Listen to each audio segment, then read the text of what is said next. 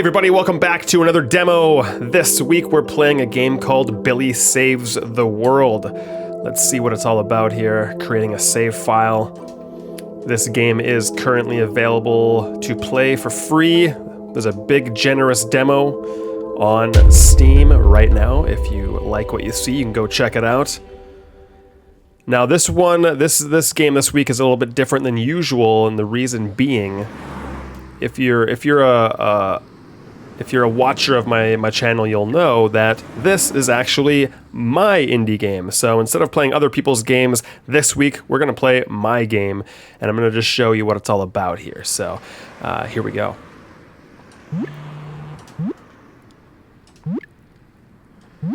So taking my own advice that I like to give everyone is allow the player to play the game as quickly as possible. This is how the real game starts as well, not just the demo.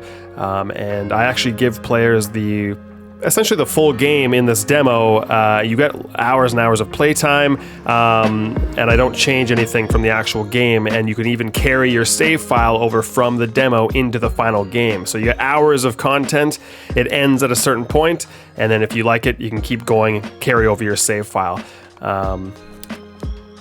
So yeah, this is it's a narrative-driven platformer where you can lean the game into action or adventure, and I'll show how that works as we go along, but here we go.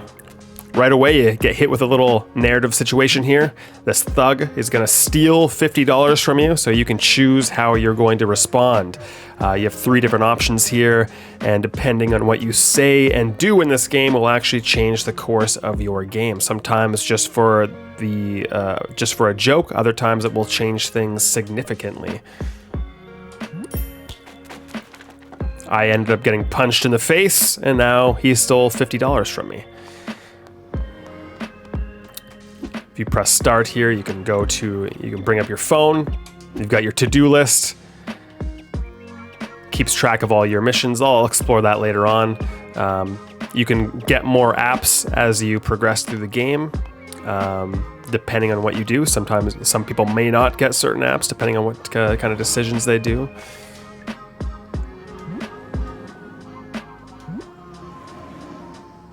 And if I sound a little stuffed up, it's just because I'm coming off having a strep throat and a little bit of a head cold, so I'm going to help this guy. Most situations in the game, like I could have just run past this guy, so if you're not a big narrative guy, if you don't like talking and reading in games, you can pretty much skip all of that in this game, and that's what I mean by you can lean the experience more towards action or adventure. So if you like talking to people, solving puzzles, you can do that, or you can skip the puzzles, you can skip the talking and kind of focus your game more on the action element as well. So it allows you to adapt and play how you want to play, which I think is pretty cool. And yeah, there's a completely different kind of game awaiting you depending on what you do. So this guy's happy that I got rid of the birds for him, so now he's letting me have anything I can find in his pants. Bubble gum, a large coin, a rare baseball card. I'm gonna take, just because I need to test this later on, I'm gonna take this rare baseball card. There we go.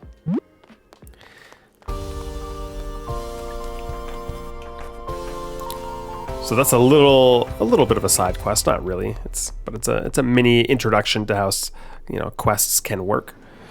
So now I see this shady merchant, and I get the idea of, hey, maybe I can buy a gift for my girlfriend who I'm late to meet for our 2-year anniversary date. But unfortunately, the thug took my money, so I'm not able to even bother with this part. So this is an example of already in the game, a choice I made earlier is already coming back to bite me, and now things have changed for me. I cannot interact with this guy because of the fact that I don't have any money. Maybe if you were able to talk your way out of the instance earlier, you would actually have your $50 still, and you could actually buy your girlfriend a gift. So the whole point is, if you didn't catch the text at the very beginning of the demo, yeah, you're late for your 2-year anniversary, and you're just trying to go meet her at the restaurant. And so now we are cutting through this film set as a little shortcut to the restaurant.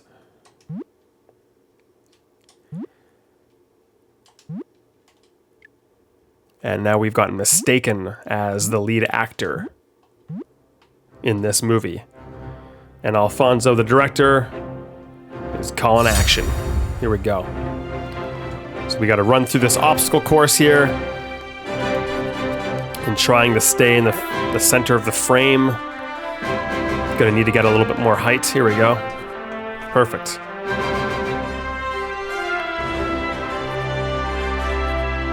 Wonderful old school kind of orchestral score for this bit here. Sounds kind of like a Superman theme, or even kind of a Back to the Future kind of thing. Ooh, a dragon just came in. Pyrotechnics.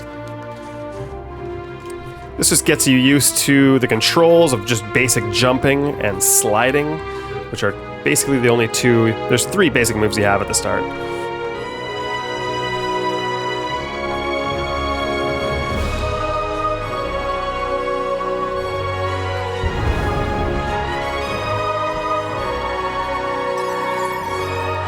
Easy peasy, for me at least. Cut. Depending on how well you do the scene, you'll get different dialogue here, and maybe even an achievement. Depending on how you do. I already have the achievement. So we finally met our girlfriend here. You better have a good excuse. Even in the main plot, you can there's deviations, you can lie, you can cover it up, you can be honest, kind of thing.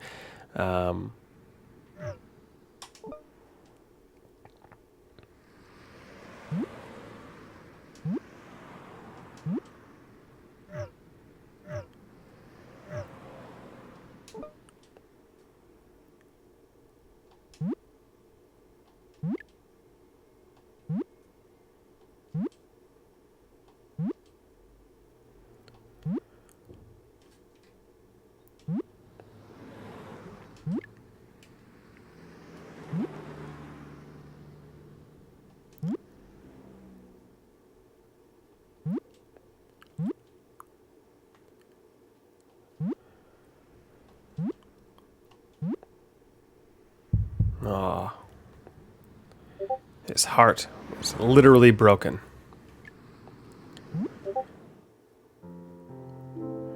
Cue sad song.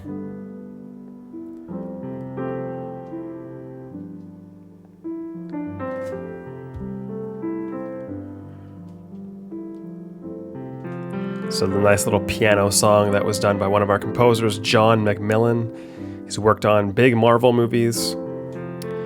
The text right now is going to be smaller. This is a little bit. I'm kind of showing you an in-progress build right now, where the font is a bit too big, but it still looks cool. I don't mind it. I'm controlling this, by the way. I like to give people control as much as possible, even during what might be a cutscene in other games. I wanted people to actually be able to stay in control, stay engaged, even during the intro credits here.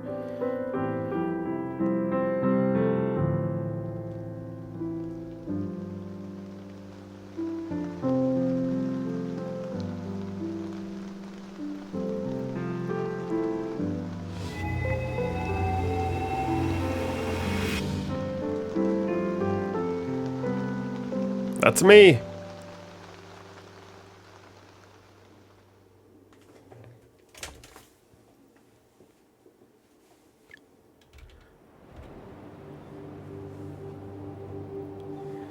So that was the prologue, and now we are starting Chapter 1, 99 Problems.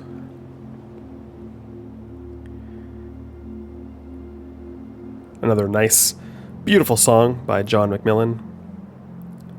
Got 2 very talented composers on this game. Tom Ratisik is the other one. He's done triple platinum producer. He's worked with huge artists. Nicki Minaj. So now we find ourselves dumped on this, well, both dumped in our relationship and dumped onto this planet, and we have no idea where we are. And so now you got to figure out what the next step is going to be. All right, so here, so the prologue is a little bit more linear. It's kind of just moving in one direction. Now I open things up a little bit. I let players go left or right. They can choose, and they both go to wildly different things. Let's go left here. Let's see what we got over here. There's a cave. There's these more glowing things. We don't know what they are. There's a chest. Can't seem to do anything. There's a little creature up above. And enter this cave. So this cave is, again, like many things in the game, completely optional, and the caves behave very much like traditional platforming levels. This is a very basic one, of course, kind of going over more basics of what you'll be facing. There's nothing too challenging in it, but again, showing you know, how to slide and falling platforms, basic jumping. You don't even really have that many abilities anyway at the beginning of the game, but you do have jump, you have the slide, and you have a thing called a slide jump, which is if you jump while sliding, you get a little bit of a pop. You'll see this little white flash there, yeah. So you get a little bit of extra height and speed when you do the slide jump. I recommend everyone getting very used to doing that. When you beat a level,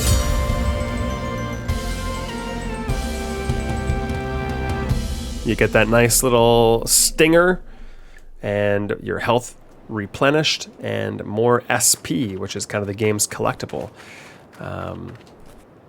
It's used for pretty much everything. So if we continue to the right, we meet this old timer.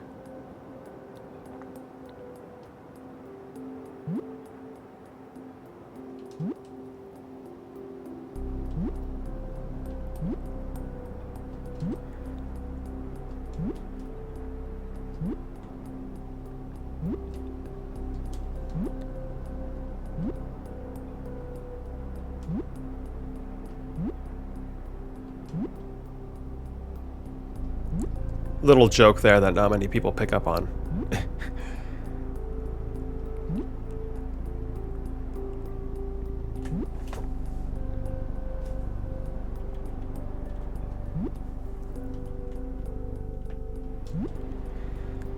So again, there's 3 different things you can say here.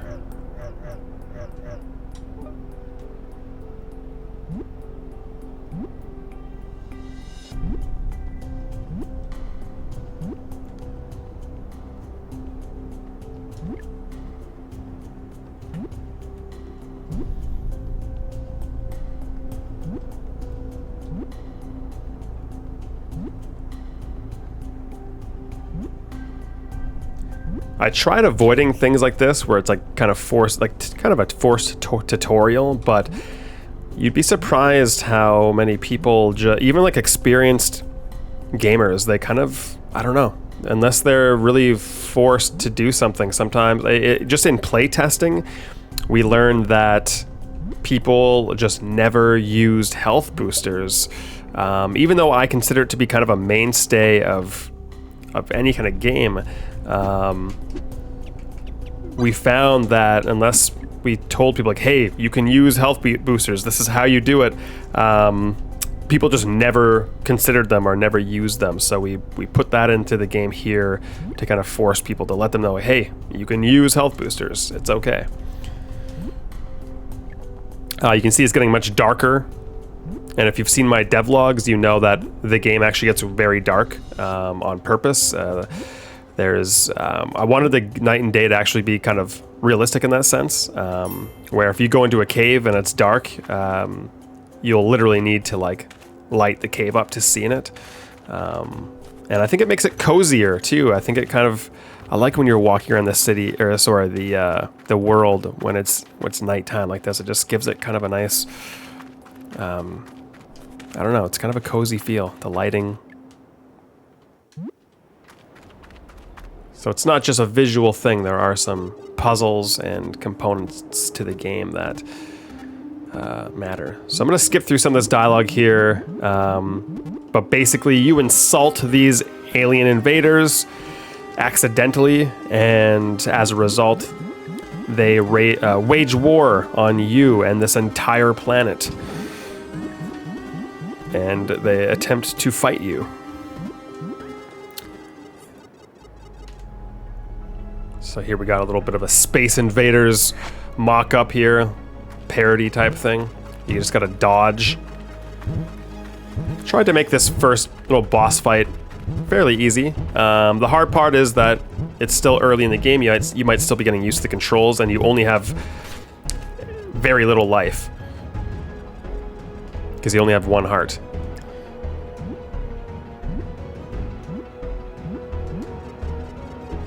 I don't really need to promote the game because I'm playing it this time, but as usual, if you like what you see, just like with any other game I play, go to Steam and wishlist it. The link is in the description below. Depending on when you watch this, you can actually buy the game, but I really encourage you to try the demo out and play as much as you want so you can carry your save file over to the final game. There's potentially hours of content for you to enjoy for free. So. And make different choices, you know, you see how the game changes based on what you do.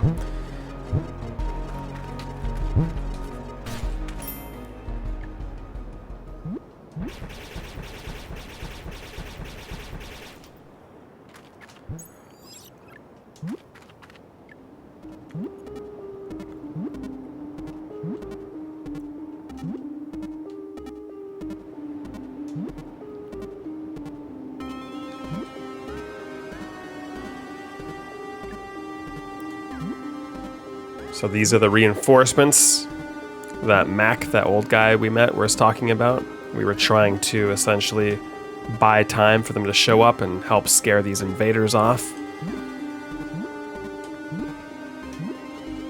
Before they go, they take out this communications tower. They hurt our base, kind of a classic story video game trope.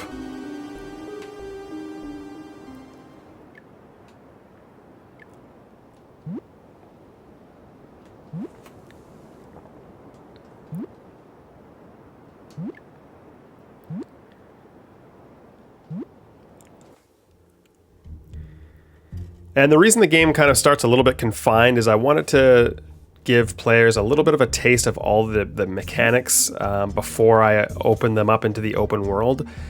So this is an example soon you'll see of... I might just skip through this as well because there's a lot of jokes and some setup here story-wise. More decisions I can make as well. Right here I can choose to say certain things. Sometimes it's just for a joke, like I said. Other times it's more impactful. You'll see examples of both in this demo.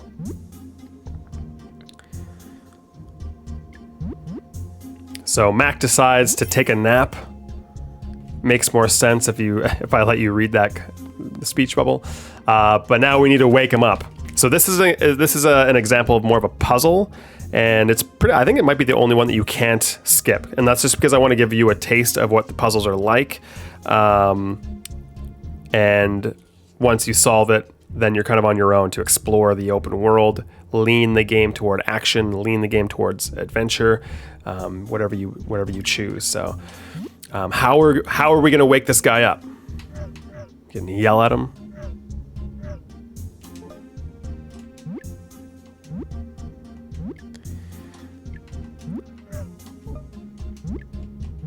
It doesn't seem like any of these are going to work.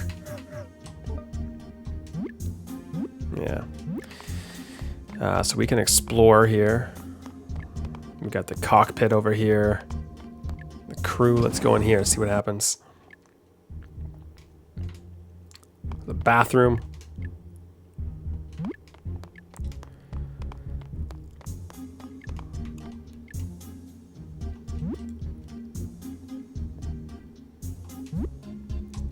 So these, like the joke suggests, is like an inn in an RPG. You can sleep, heal yourself.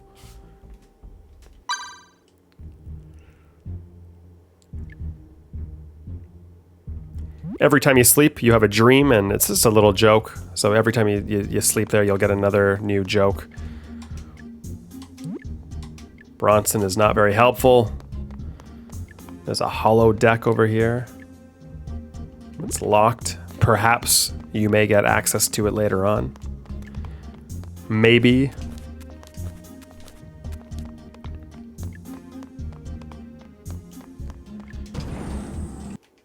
So we still need to figure out how to wake Mac up.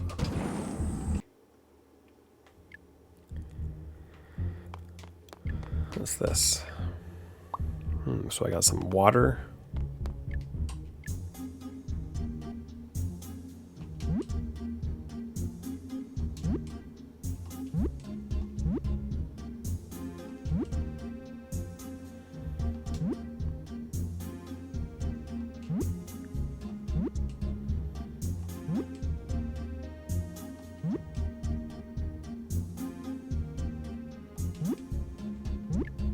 So now we know he's pretty. He's not going to wake up from touch or sound, in the weirdest way possible that is communicated to us. I can keep talking to her if I want, but that's all the info I need. I want to keep exploring this base.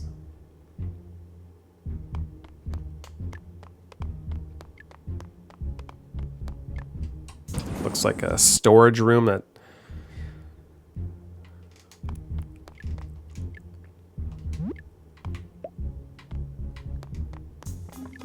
Read. This paper has a recipe on it.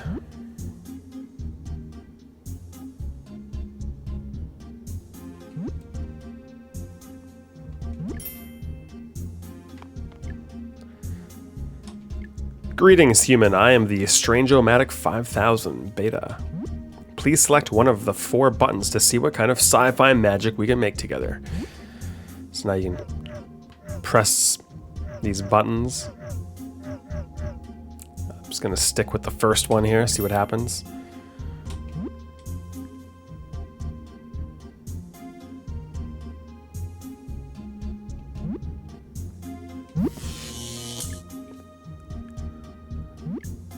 If we try to keep using it, so it appears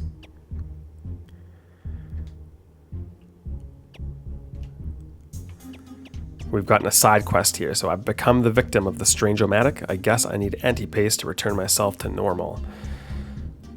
And it also tells us, it reminds us, because I read that paper earlier that's on the table right in front of the machine. If I mix mud and gel together, I can make anti-paste and cure myself of this smell. I don't have. So what do I have here? I've got soil, water, but I need mud and gel. So I wonder if I combine water and soil. Ah, there we go. I've got mud. So classic little bit of adventure gamey kind of stuff. If you've ever played like an old LucasArts style adventure game, you know what kind of puzzles these are going to be like. I tried to make them logical though. They're not really obtuse and weird. Ah, so we've woken up Mac by smelling terrible. Again, he's going to go through some little bit of explanation here. I'll skip some of this just so if you guys play the demo, you get some new stuff. I don't want to spoil all the dialogue for you there. But I guess I am spoiling some of these solutions here to this. But soon we'll be at the open world, so we'll be able to kind of carve our own path.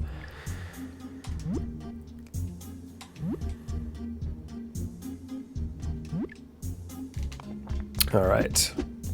So we got gel, mud. Boom, anti-paste. There we go. I've cured myself.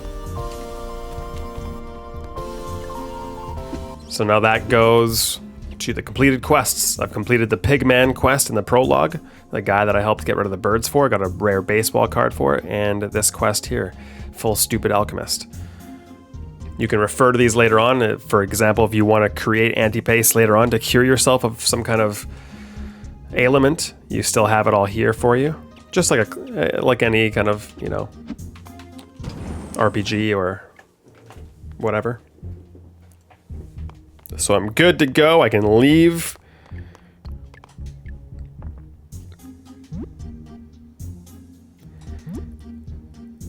So the main quest here now is that he wants me to find 100 SP. So we can check right now what it says.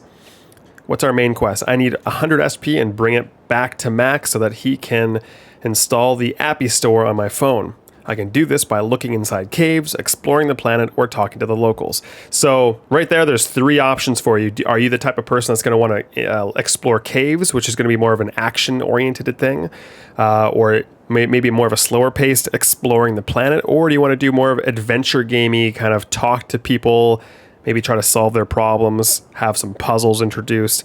Totally up to you. You can solve this quest in any way. Are you going to lean it towards action or adventure?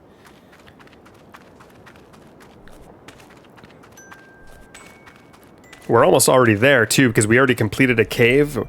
That got us 50 XP just for completing it.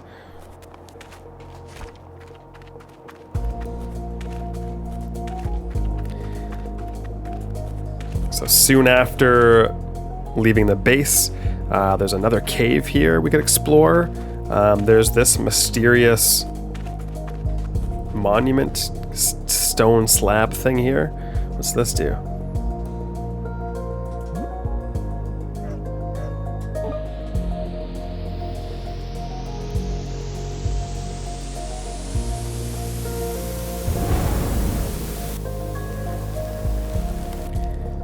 Okay. So this is where you go to add heart pieces. And again, all optional. And that's the cool thing about my game, that I think at least, is that if you're going to call it a Metroidvania or whatever you want to call it, the thing that makes it especially unique compared to other games like this is that the upgrades are all optional.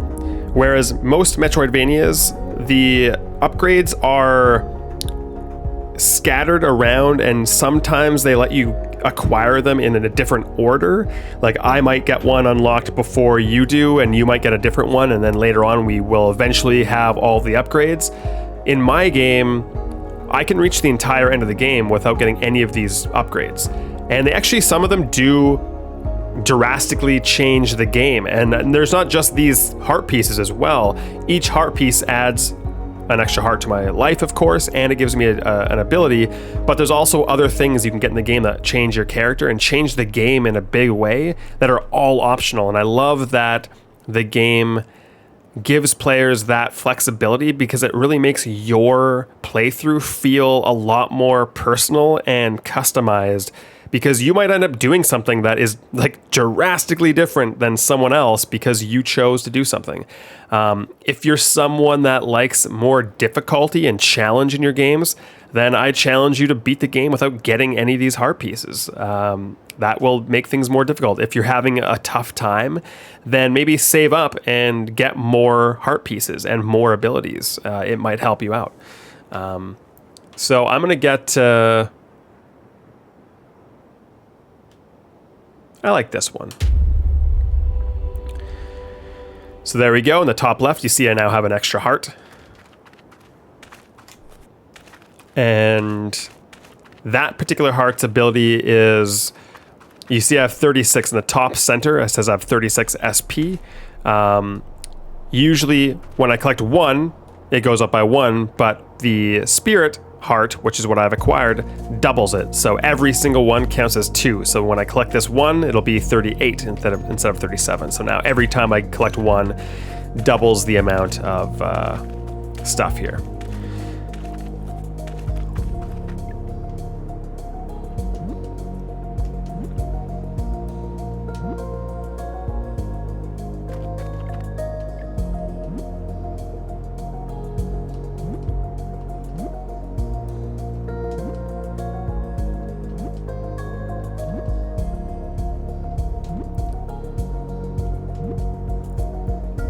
So we talk to this guy. Turns out he's blind.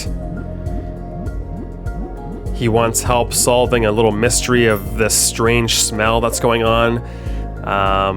He is unaware of the fact that the strange smell is coming from his own pet that he thinks is still alive, named Randy the Rat. As you can see, Randy the Rat is dead. It's got flies buzzing around it. So this poor blind man has no idea that his pet is dead.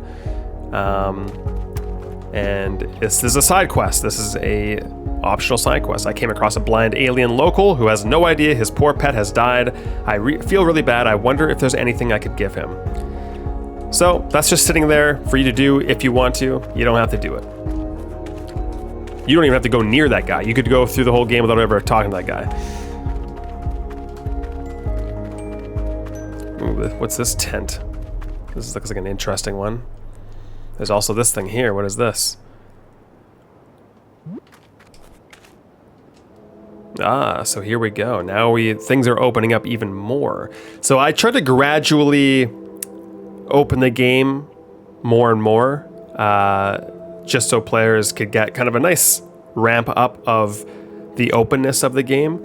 I didn't want to throw too much too soon, because sometimes when you have an open world, if it's too big at the start, it kind of feels overwhelming or directionless, which I don't like.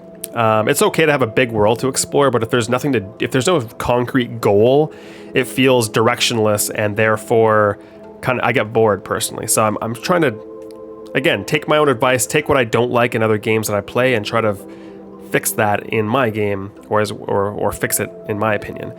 So things open up slowly and slowly. Now I can warp to any of these islands and explore them any way that I want to.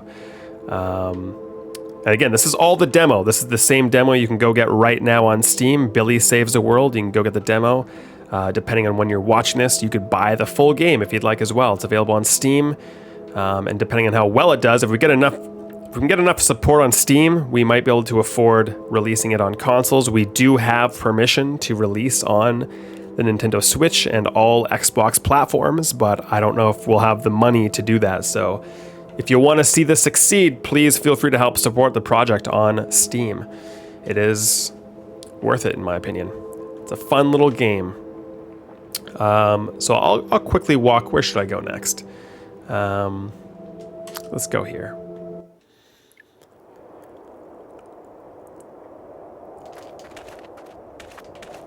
So this is called Home of the Faithfuls.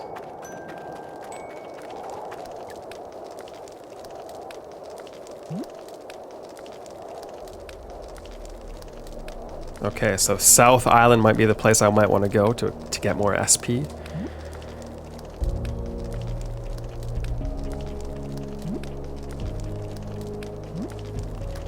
So I guess I've kind of counterproductive already in the sense that I had 80 SP, but I spent 50 of it to go get that heart piece. So now I need 40 more to get 100.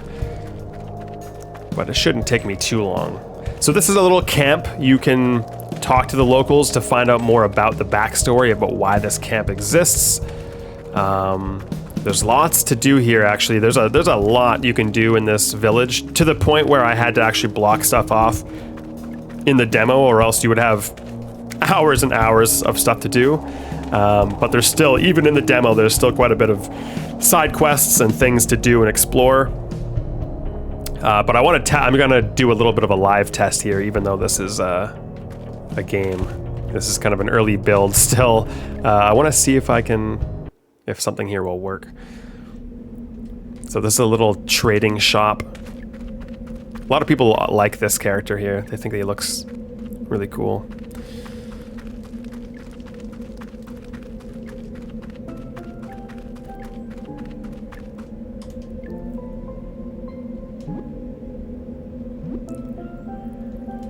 So this is a trader. You can sell stuff. When do you get more stock? There's questions you can ask him. But this is what I want to test. Yes, okay, cool. I wasn't sure if that was going to work. So I can sell him that rare baseball card, because he's a guy that likes rare goods. And there it is. Now I can buy it back from him if I want it. But he sells a bunch of stuff here. The cool thing about that, so that was the baseball card is what I got from that scared guy in the prologue, when I got to go through his pants. Kind of sounds gross, but and take one of those items. I could have chose bubblegum, could have chose a large gold coin, I could have chose a baseball card. They all lead to different things. So a lot of choices you make in the prologue actually affect the rest of your game. The rare baseball card is cool because right off the bat, I was able to sell it, and I have 372 SP. So right off the bat, I've got a lot of stuff to spend, and I can kind of do whatever I want now. I can continue the main quest.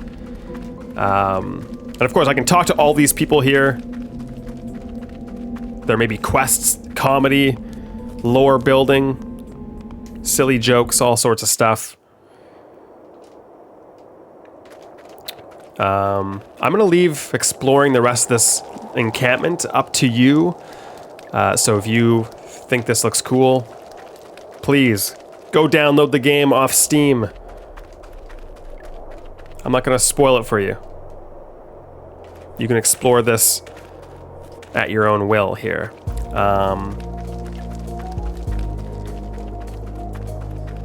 if you didn't have that baseball card, you would have to probably go to the south and maybe collect some SP. There's also some side quests you could do. You could explore. You could simply go to some of the islands and explore, especially if you have the Spirit Heart like I do. It'll help you collect SP even faster than most because it doubles everything. Or maybe you could even just go in this cave. Who knows? I'm not going to spoil any of this stuff. I want you to do that on your own if you want to. That's always fun to do. This is a new edition, kind of a newer edition. If you watched one of the devlogs recently, I put those boulders in just for fun. I wanted something to do while you're running around. It has nothing to do with the game. There's nothing at all to it, but I like the idea of just finding these little pebbles and you could like slide into them and break them. It's just fun.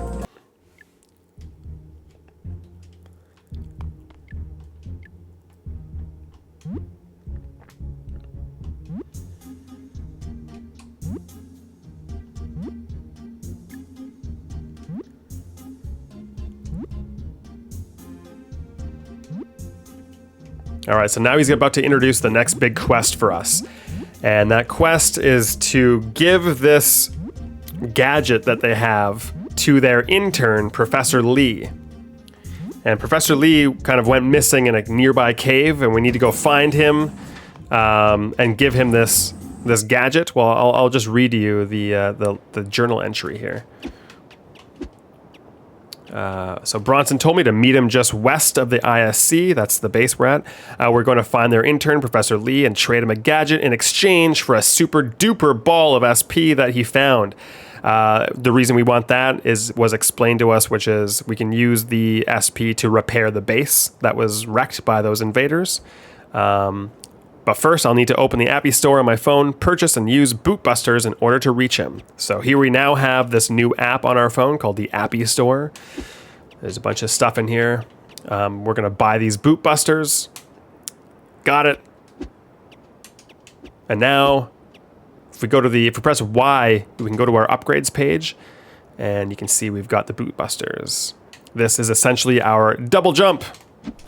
It's cool. Look at that. It's fun. It feels great, in my opinion. So now we can go meet Bronson.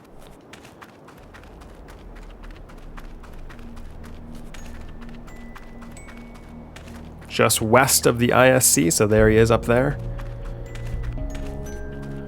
Still don't know how to get it in here.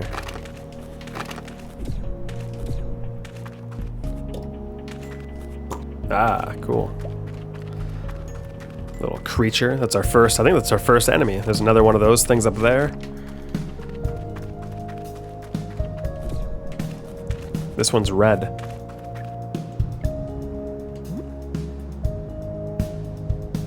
Ah, okay. I don't want to spend 150 SP yet on that. I don't think I need it. Let's go do what the game suggests we do. Go meet Bronson over here. Now again, keep in mind... Well, I'll talk later.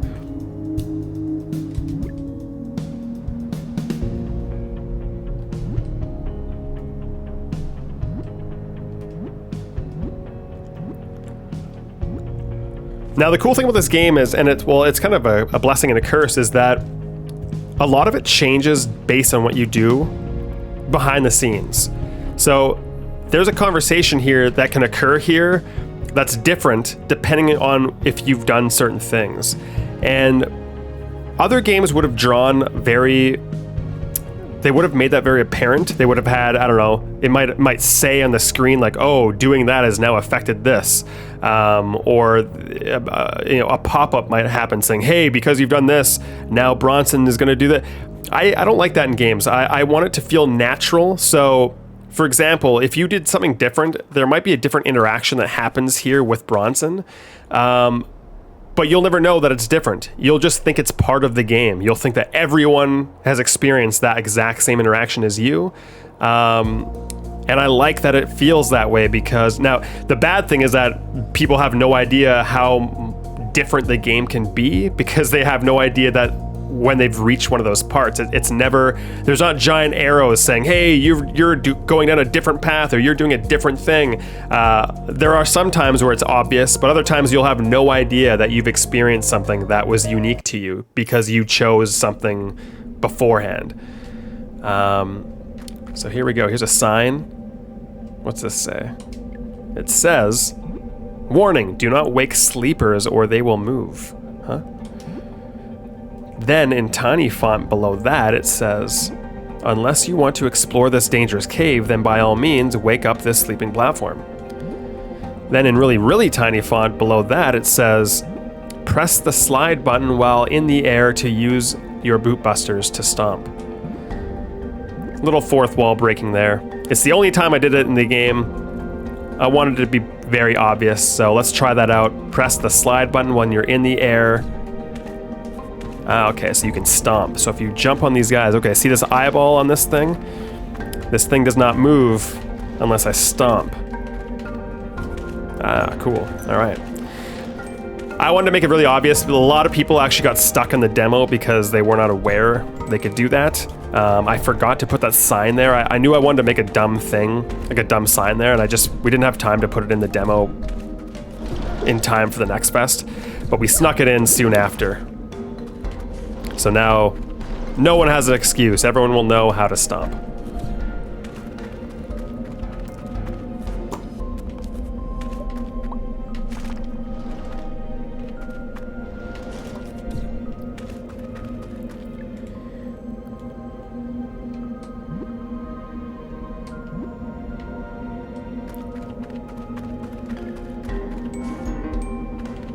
I wonder what that is over there. There's like a big pillar over there in the background. Interesting.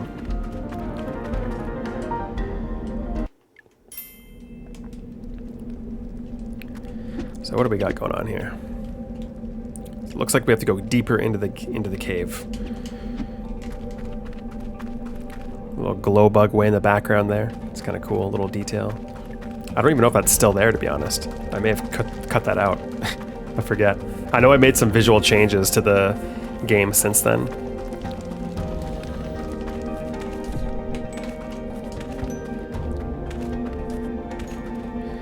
I don't do this too often. I kind of regret not having more of these, but yeah, this is a little alternate route. Very small, very tiny, but yeah, there's two ways you can go there. You can kind of fight these guys. You can juggle them in the air that way. As you can see, you can jump on their heads, you can slide into them and juggle them in the air. It's kind of fun. So you can go up here or you can go below there. There's stuff down there as well. Nice. It's fun to try and get all three bounces on them without touching the ground.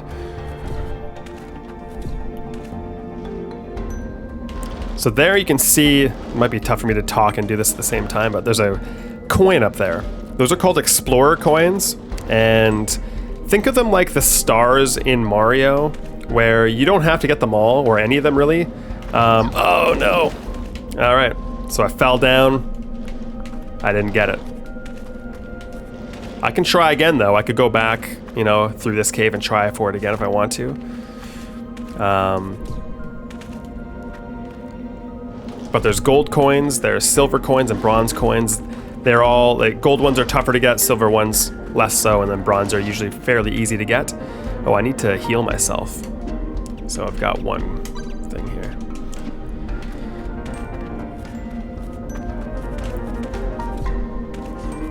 And you can get an app later on in the game that will actually keep track of all your collectibles and stuff like that as well, depending on if you do certain things in the game.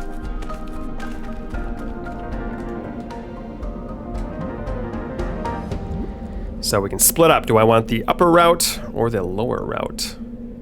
I'm gonna take the upper. So I'm taking the upper route. Maybe you guys want to take the lower route if you wishlist and play the game yourself. You get the demo right now. You can replay this exact same thing, choose the lower route, and have a completely different experience. I'm gonna go up. If you like up though, you can go up as well.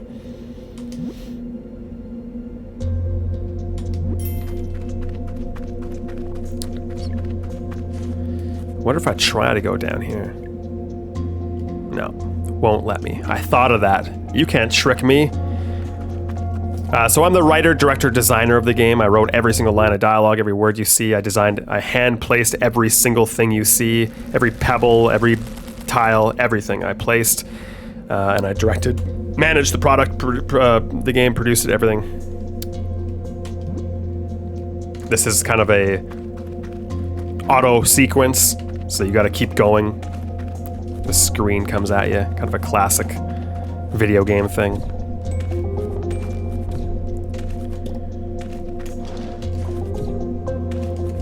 Ooh.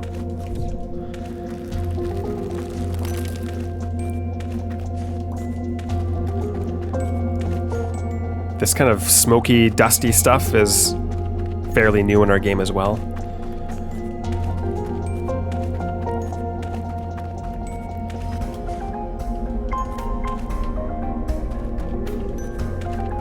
Most people don't get through this their first try. It can be tricky, especially if you don't have that much health. Uh-oh. Whoa.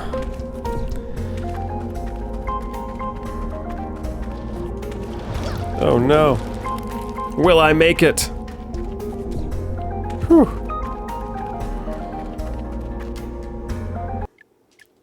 I did it.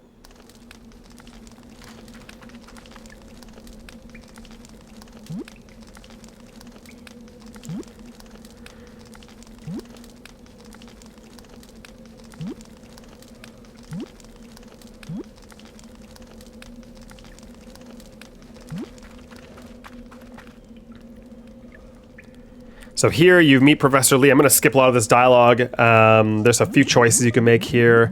But really, I'll kind of start, right here. So whatever Mac said, you found a big stash of SP. Why, yes. Good, hand it over. We need it. But I worked hard tracking this down, and with this SP, there's no telling what other experiments I could conduct on this planet. Home base was wrecked by a couple invaders, so cough it up or you won't have anywhere to do experiments. We got a gadget from Mac for you too, if it helps lessen your loss. I'm gonna give him the gadget. So here's the gadget that Mac gave us to give to this guy here, Professor Lee. Oh, he said he would know what to do with it. But that looks like it's not the case.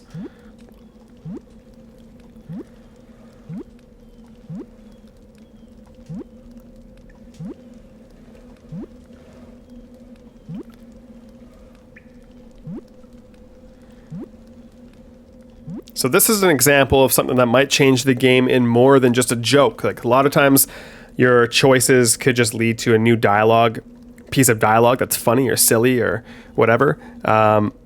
This one, so he's asking you, how do you think you turn this thing on? You can either say, you could push the large red button on it, try speaking to it, or you can eat it.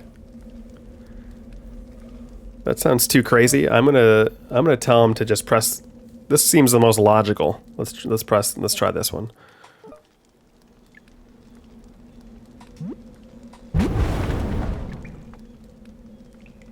Ah, whoops.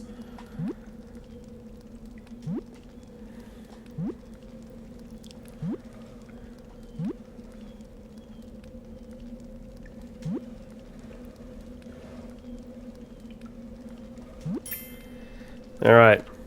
So that was an example of a choice that actually, without knowing it, other than me telling you right now, it actually changes the game, potentially significantly, depending on what you say and do. Like I said, some choices are bigger than others. Some choices have bigger consequences than other ones.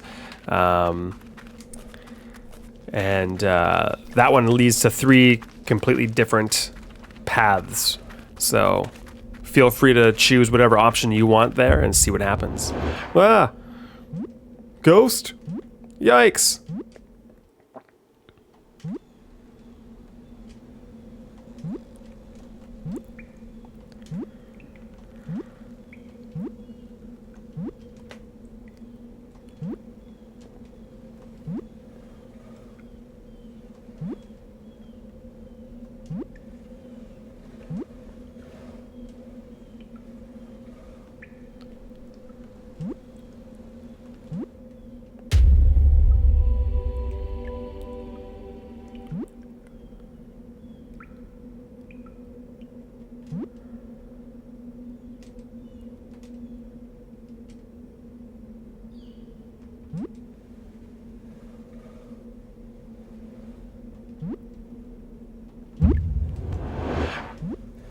All right, so this is basically the end of the demo. I kind of powered right through to make it as short as possible to some degree. Now I've got, you can see in the upper left, I've got the Heart of a Prophet, and this allows me to meditate. And the longer you press the button down, the longer this effect lasts. You can see in the top left by the heart, there's a timer. So if I just do it really quickly and let go, it doesn't last that long. And as you can see, it actually makes platforms appear. So there's no platforms there, but if I hold it down and meditate, it actually reveals things that are not able to be seen by the naked eye. So there's these platforms.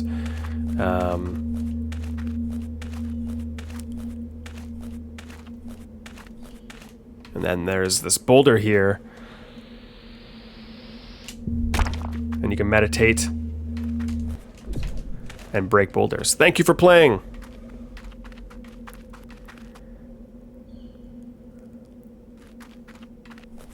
I forget what happens here. There we go. Back to the main menu. So that's the demo. And so that ability obviously will allow you to explore more of the game. You'll actually, in the demo, you'll actually find boulders that you can't get past unless you have that power. So you'll already know like, hey, I want to go back to the area and use that ability and explore further on. But I hope you enjoyed the demo. I really did try to make it a unique blend of genres, and I really believe that I haven't played a game quite like this before. I know it uses elements that you've seen before in other games, platforming, talking, blah, blah, blah, choices, but I've combined it in a very unique way, in my opinion. I always find that platformers are a little bit, they lack substance, especially in the indie space. It's really just, here's a billion levels, keep playing the game forever, and I kind of get bored of that. And then there's narrative-driven games that I feel like that lacks action enough to stimulate my brain these days, where I want to do something. So I tried to offer both, where it's like, okay, here's a platformer that has some substance. There's a bit of a narrative that's intriguing and it keeps you going forwards, but there's more platforming and there's puzzles if you want, there's more action if you want. You can kind of lean the game back and forth depending on what your mood is like that day. If you're hardcore platformer, you can do tons of platforming in the game. There's like over 30 levels. Most of them are optional, but you can explore the open world, find new levels, new unique side quests. There's time trials. This game is really good for speed running because it's so flexible. I'm really curious how that community would find it. There's five story chapters. There's 3 chapters, a prologue and an epilogue. And it's just a fun little micro adventure. I think it would play really good on an ROG Ally or the Steam Deck in particular. But I think it works well anywhere you go. So hope you enjoyed it. Again, if you liked it, please go to Steam right now. Please wishlist it. It helps us out. I'm a small outfit. It's like just myself, and I've contracted out a lot of people to help me make this game. It was very pricey. I would like to keep making more games. Since I was able to, this is my first video game ever. And so if I was able to do this in my first try, I think I could get an even better game because I've learned so much from making this game. I'd love the opportunity to keep making video games. So please support it. Purchase the game. And if we can do well enough on Steam, then maybe I can bring it to a console near you as well. But I'll be back next week, as always, with another video. Until then, goodbye.